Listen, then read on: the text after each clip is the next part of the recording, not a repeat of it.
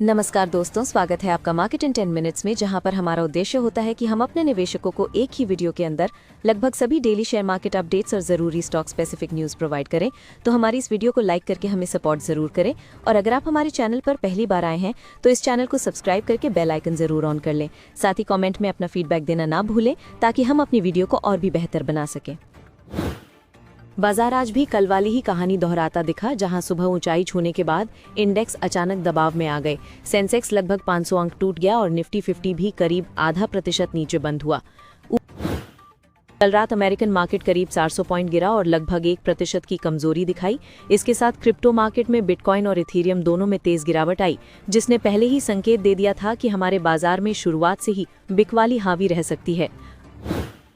ऊपर नीचे 100 से 200 पॉइंट तो चलता रहता है, लेकिन 26,000 टूटने का डर सबसे बड़ा हाईलाइट रहा, क्योंकि निफ्टी एक पल के लिए उससे नीचे भी फिसल गया था। मार्केट में जो गिरावट दिखी वो सिर्फ घरेलू कारणों से नहीं थी।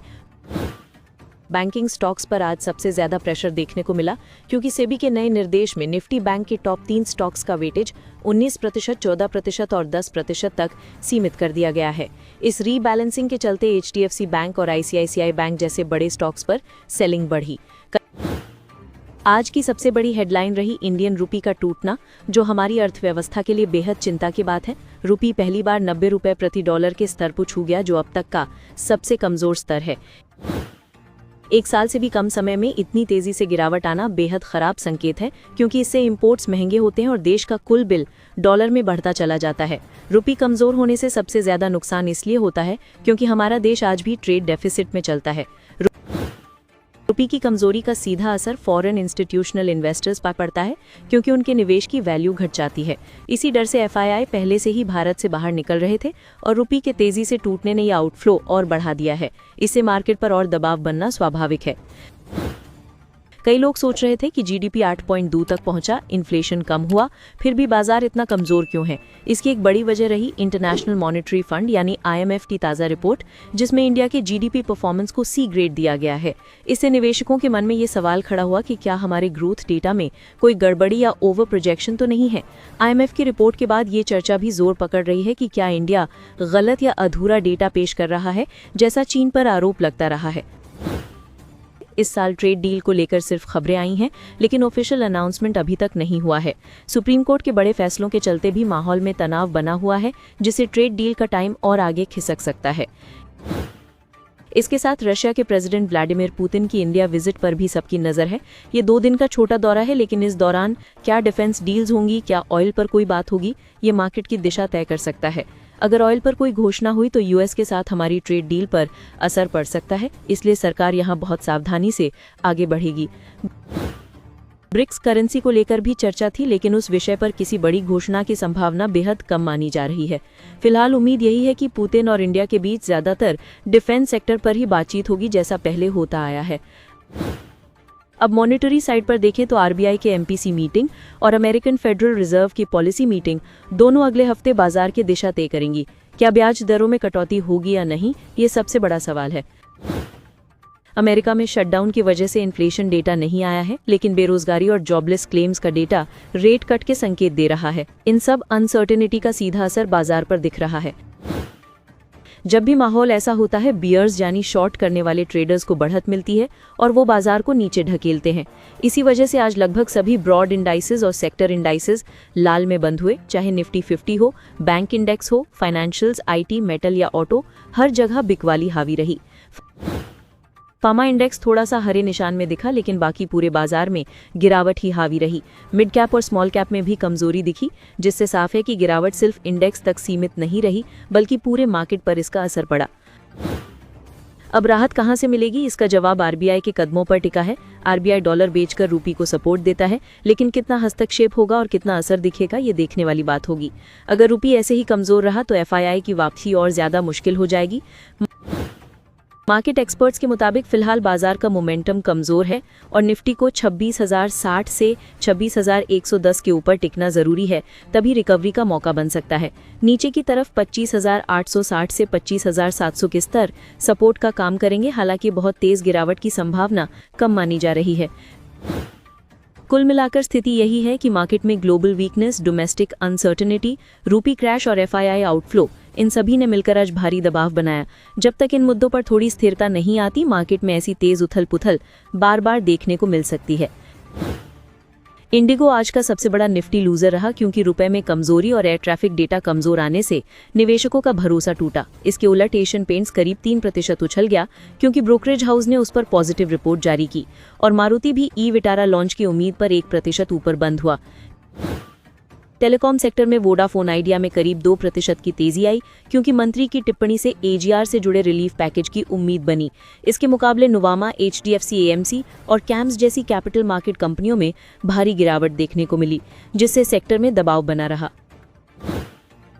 फार्मा सेक्टर में ग्लेनमार्क और डॉक्टर रेड्डीज में आज खरीदारी देखी गई, जबकि स्पार्क में लगभग 20% की जोरदार तेजी आई, क्योंकि उसे यूएस कोर्ट से पॉजिटिव आदेश मिला।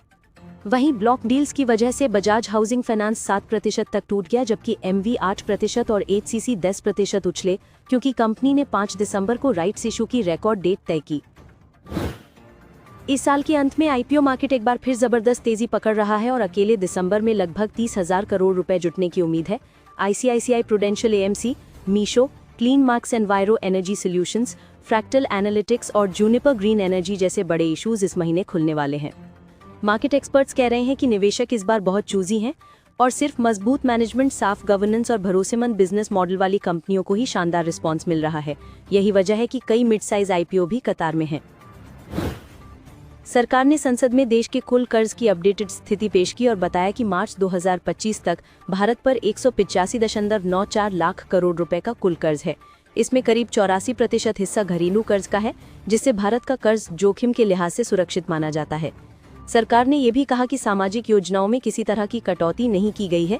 इसके उलट बीते कुछ सालों में इन योजनाओं पर खर्च लगातार बढ़ा है और कैपिटल एक्सपेंडिचर भी 2 गुने से ज्यादा बढ़ चुका है। कर्ज को सुरक्षित तरीके से मैनेज करने के लिए सरकार 30, 40 और 50 साल तक की मैच्योरिटी वाले बॉन्ड जारी कर रही है। इससे भविष्य का रोलओवर रिस्क काफी कम हो जाता है और औसत मैच्योरिटी भी बढ़कर 13 साल से ज्यादा हो चुकी है। साथ ही ग्रीन बॉन्ड भी जारी किए जा रहे हैं, जिनसे पर्यावरण से जुड़े प्रोजेक्ट्स को सस्ती फंडिंग मिलती है। राघुराजन ने चेतावनी दी है कि दुनिया भर में प्राइवेट क्रेडिट मार्केट में तेजी से लिक्विडिटी बढ़ रही है और यही समय सबसे ज्यादा जोखिम पैदा करता है। उन्होंने कहा कि जब फेडरल रिजर्व दरें घटा रहा होता है और मार्केट में पैसा भर जाता है, तब गलत लोन और खराब क्वालिटी की बोरोइंग का खतरा बढ़ जाता है। उन्होंने इसे वही स्थिति बताया जैसा पहले कई बार देखा गया है, जब एक सेक्टर बिना रेगुलेशन के तेजी से फैलता है और उसके अंदर मौजूद जोखिम नजर नहीं आते। कई बड़े निवेशकों ने हाल में यही चिंता जाहिर की है कि प्राइवेट क्रेडिट मार्केट में खराब लोन की संख्या बढ़ सकती है। राजन का कहना है कि बैंकों के उलट प्राइवेट क्रेडिट प्लेयर्स के पास सेंट्रल बैंक की बैकअप सुविधा नहीं होती, इसलिए लिक्विडिटी सूखने पर सिस्टम में झटके आ सकते हैं। इसलिए इस समय सबसे ज्यादा सतर्क रहने की जरूरत है। सरकार ने आज साफ कर दिया कि पब्लिक सेक्टर बैंक्स में एफडीआई लिमिट बढ़ाने का कोई प्रस्ताव फिलहाल विचार में नहीं है। संसद में पूछे गए सवाल के जवाब में सरकार ने कहा कि पब्लिक सेक्टर बैंक्स में एफडीआई की सीमा पहले की तरह 20% ही बनी रहेगी, जबकि प्राइवेट बैंक्स में ये लिमिट 74% तक है, जिसमें 49% तक का निवेश ऑटोमेटिक रूट से हो सकता है। सरकार ने बताया कि पब्लिक सेक्टर बैंक्स में निवेश से बैंकों के नियंत्रण पर कोई सीधा असर नहीं पड़ता, क्योंकि 5% से ज्यादा हिस्सेदारी लेने के लिए आरबीआई की मंजूरी अनिवार्य रहती है। नई जानकारी के मुताबिक केवल एसबीआई और कैनरा बैंक में एफडीआई होल्डिंग 10% से ज्यादा है, जबकि कुल 12 सरकारी बैंकों में से 6 में पिछले साल के मुकाबले एफडीआई बढ़ा है और 5 में थोड़ी गिरावट हुई है। मिंडा कॉरपोरेशन की ओर से भी आज एक महत्वपूर्ण अपडेट आया, जहां कंपनी ने अपने एक कमर्शियल पेपर के लिए 11 दिसंबर 2025 को रिकॉर्ड डेट घोषित कर दी। ये वही डेट है जिसके आधार पर तय होगा कि किस निवेशक को इसकी मैच्योरिटी पर पूरा पैसा मिलेगा। बंसल वायर इंडस्ट्रीज को एसजीएसटी विभाग की तरफ से 2020-21 के लिए जीएसटी ब्याज और पेनल्टी मिलाकर कुल लगभग 203 करोड़ रुपए का शो कॉज नोटिस मिला है। ये नोटिस ई-वे बिल्स, गलत या ज्यादा आईटीसी क्लेम और आरओडीटीईपी लाइसेंस की बिक्री पर टैक्स न देने जैसे मामलों से जुड़ा है। शेयर हल्की गिरावट के साथ लगभग 319 रुपए पर बंद हुआ। वेबसॉल एनर्जी सिस्टम के शेयर आज शुरुआती ट्रेड में लगभग 12% उछले, क्योंकि कंपनी ने यूएस की लिंटन क्रिस्टल टेक्नोलॉजीज के साथ एक एमओयू साइन किया है। दोनों मिलकर भारत में पीवी इंगॉट और वेफर बनाने की संभावना तलाशेंगे, जो सोलर मॉड्यूल्स की मैन्युफैक्चरिंग का सबसे महत्वपूर्ण हिस्सा है। कंपनी का मानना है कि अगर ये प्रोजेक्ट आगे बढ़ता है तो इससे भारत की चीन पर निर्भरता काफी कम होगी, क्योंकि अभी भी ज्यादातर सोलर वाफर चीन से आयात करने पड़ते हैं। हालांकि इंट्राडे में तेज बढ़त के बाद स्टॉक थोड़ा शांत होकर करीब 107 रुपए पर बंद हुआ। अपोलो माइक्रोसिस्टम्स को सरकार से 15 साल का नया लाइसेंस मिल गया है, जिसके तहत कंपनी अब अनमैन्ड हेलीकॉप्टर से जुड़े डिफेंस एयरक्राफ्ट इक्विपमेंट और अन्य एडवांस डिफेंस टेक्नोलॉजीज बना सकेगी। ये लाइसेंस कंपनी को मिनिस्ट्री ऑफ डिफेंस के बड़े और आने वाले प्रोजेक्ट्स में हिस्सा लेने का पूरा रास्ता खोलता है। नए लाइसेंस से Apollo Microsystems inertial navigation systems, fibre optic gyro और रिंग लेजर गायरो जैसे हाई एंड नेविगेशन टेक्नोलॉजीज भी तैयार कर पाएगी, जिससे उसकी डिफेंस पोर्टफोलियो काफी विस्तारित हो जाएगी। शेयर 4.36% की तेजी के साथ लगभग 280 रुपए पर बंद हुआ। IRFC ने 3 साल बाद दोबारा अंतर्राष्ट्रीय बाजार में बड़ा कदम उठाया है, जहां कंपनी ने जापान की सुमिटोमो बैंकिंग कॉरपोरेशन के साथ जापानीज इक्विवेलेंट $300 मिलियन का लोन एग्रीमेंट साइन किया है। ये डील गुजरात के गिफ्ट सिटी में पूरी हुई है और इसका पैसा रेलवे इंफ्रास्ट्रक्चर से जुड़े बड़े प्रोजेक्ट्स पर खर्च होने वाला है। इस फंडिंग से IRFC को सस्ती विदेशी पूंजी मिलेगी, जिससे सरकार के रेलवे मॉडर्नाइजेशन और नेटवर्क विस्तार वाले प्रोजेक्ट्स को तेजी मिल सकेगी। कंपनी ने साफ बताया है कि ये लोन अनसिक्योर्ड है और इसकी अवधि 5 साल की है, जो जापान के टोनार बेंचमार्क से लिंक्ड है, जिसे वहां सुरक्षित और भरोसेमंद ब्याज दर माना जाता है। प्रिवी स्पेशलिटी केमिकल्स का शेयर आज भी बढ़त में रहा और कंपनी के प्रदर्शन को लेकर जो पॉजिटिव संकेत मिल रहे हैं, उसी वजह से इसमें आगे भी मजबूत रिटर्न आने की उम्मीद जताई जा रही है। बाजार भले आधा फीसदी गिरकर बंद हुआ हो, लेकिन ये स्टॉक लगातार मजबूती दिखा रहा है और स्मॉल कैप स्पेस में टॉप गेनर्स में बना हुआ है। मोतीलाल ओसवाल फाइनेंशियल सर्विसेज ने हाल ही में इस स्टॉक पर कवरेज शुरू किया है और इसे लेकर साफ निवेश की सलाह दी है। ब्रोकरेज ने इसका टारगेट 3,960 रखा है, जबकि स्टॉक मंगलवार को 3,187 पर बंद हुआ। मतलब ब्रोकरेज को यहां से लगभग 24% और अपसाइड दिखाई दे रही है, जो निवेशकों के लिए काफी मजबूत संकेत है। KPI ग्रीन एनर्जी के शेयर में आज आखिरी आधे घंटे में अचानक तेज उछाल देखने को मिला, क्योंकि कंपनी ने मार्केट को बताया कि उसे गुजरात में कडाना डैम पर 142 मेगावाट का एक बड़ा फ्लोटिंग सोलर प्रोजेक्ट मिला है, जिसकी वैल्यू लगभग 489 करोड़ रुपए है। दिन भर दबाव में रहने के बाद ये खबर आते ही शेयर पॉजिटिव में बंद हुआ। कंपनी के पिछली तिमाही के नतीजे ठीक ठाक रहे थे, मार्जिन थोड़ा दबा हुआ था, लेकिन रेवेन्यू, प्रॉफिट और EPS में कोई कमजोरी नहीं दिखी। शेयर पिछले कुछ महीनों से 400 से 530 की रेंज में ही घूम रहा है, इसलिए ऐसे बड़े ऑर्डर उसके मूवमेंट में नई मजबूती ला सकते हैं। स्विगी के शेयर में भी आज 11 बजे के बाद अचानक तेजी आई और स्टॉक करीब 400 रुपए के आसपास पहुंच गया। इसकी वजह थी कंपनी का ये ऐलान कि वो अगले हफ्ते QIP के जरिए लगभग 10,000 करोड़ रुपए जुटाने की तैयारी कर रही है, जैसे मार्केट ने काफी पॉजिटिव तरीके से लिया। हालांकि स्विगी अभी भी एक लॉस मेकिंग कंपनी है, इसलिए इसके शेयर में तेजी देखने के बावजूद निवेशकों को उसके फाइनेंशियल्स और बैलेंस शीट को समझकर ही कदम उठाना चाहिए। आज की तेजी सिर्फ फंड रेजिंग की खबर पर आधारित थी, जो अक्सर शॉर्ट टर्म रिएक्शन पैदा करती है। चॉइस ब्रोकिंग में आज भारत के 20 हाई कन्विक्शन स्टॉक्स की एक नई लिस्ट जारी की है, जिसमें अलग अलग सेक्टर की कंपनियों पर 6% से लेकर 69% तक का संभावित अपसाइड बताया गया है। ये लिस्ट सिर्फ रिसर्च बेस्ड व्यू है, इसलिए किसी भी शेयर पर भरोसा करने से पहले अपनी खुद की स्टडी जरूर करनी चाहिए। इस लिस्ट में Elite Blenders, Ashok Leyland, BEL, Birla corporation, Coforge, Happiest Minds, Home Innovation, Life Care, Lumax Autotech, Mahindra and Mahindra, Man industries, हुआसिन cement, Radico Khaitan, Sequent Pharmaceuticals, Shanti Gold, Shobha, Supriya Life Science और नजारा टेक्नोलॉजीज जैसे नाम शामिल हैं, जिन पर अलग अलग टारगेट और अपसाइड रेंज दिए गए हैं। इंसुलेशन एनर्जी आज 2% नीचे बंद हुआ, लेकिन कंपनी के लिए खबर काफी पॉजिटिव रही, क्योंकि इसे 516 करोड़ रुपए का नया सोलर मॉड्यूल ऑर्डर मिला है। कंपनी का मार्केट कैप लगभग 3,000 करोड़ है, इसलिए इस साइज का ऑर्डर उसके आने वाले क्वार्टर्स की ग्रोथ पर बड़ा असर डाल सकता है। पिछली तिमाही में कंपनी का प्रदर्शन मजबूत रहा था, जिसमें रेवेन्यू, मार्जिन और प्रॉफिट तीनों में अच्छी बढ़त देखने को मिली। शेयर पिछले कुछ महीनों से काफी नीचे आया है, इसलिए नए ऑर्डर उसके सेंटिमेंट में सुधार ला सकते हैं।